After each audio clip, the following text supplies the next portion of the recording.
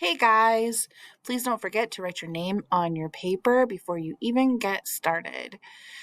The first 8 problems have the direction of what number makes this equation true. So some of them have missing factors, and some of them have missing products, and some of them have missing quotients. So you may use your multiplication chart or whatever tool you use or strategy that you use to help you with the work, but make sure you're paying attention to what's missing. And for ones like this, if you get confused, it's something equals 30 divided by 10. Don't just read the problem backwards because that's a completely different problem. You can rewrite the problem so it says 30 divided by 10 equals what? If that helps you to not be confused. So just pay attention to what is missing there. And then also other ones like this, 48 divided by something equals 6. Well, just think about fact families. And in fact families, the other problem that would have the exact same answer as that would be 48 divided by 6 equals something. So just really think through those problems and what you can do to solve the missing number. And go ahead and use your multiplication chart. The point of this is fluency, so do what you need to do to figure those out. Okay. What number makes the equation true? Describe the strategy that you used. Well, if you show your work, you don't need to do that. But if you use like a multiplication chart, you can just write that down. Lena needs to sell 35 tickets to the school play by Saturday. Her goal is to sell the same number of tickets Monday through Friday. How many tickets does Lena need to sell each day to meet her goal? Show the strategy you used. First, you need to think how many days is Monday through Friday, because that's the days that you're going to need to divide the 35 tickets into.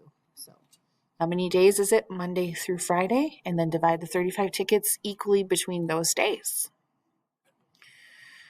Why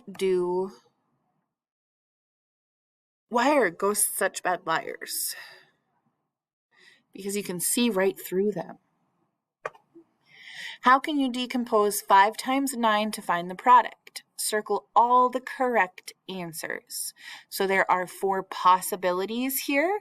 So you might circle 1, 2, 3, or 4 answers because you need to circle all of them that are correct, which are ways to decompose 5 times 9. And you need to think way back to the lesson when we were doing the decomposing one of the factors, how to do that. So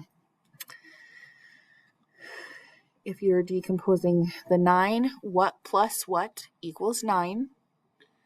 So, for example, 4 plus 5 equals 9. So you could do 5 times 4 plus 5 times 5 as a correct answer.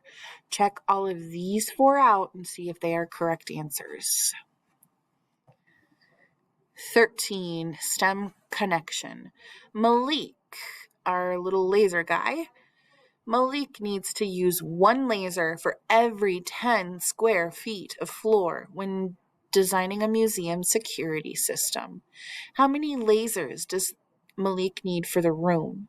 Explain.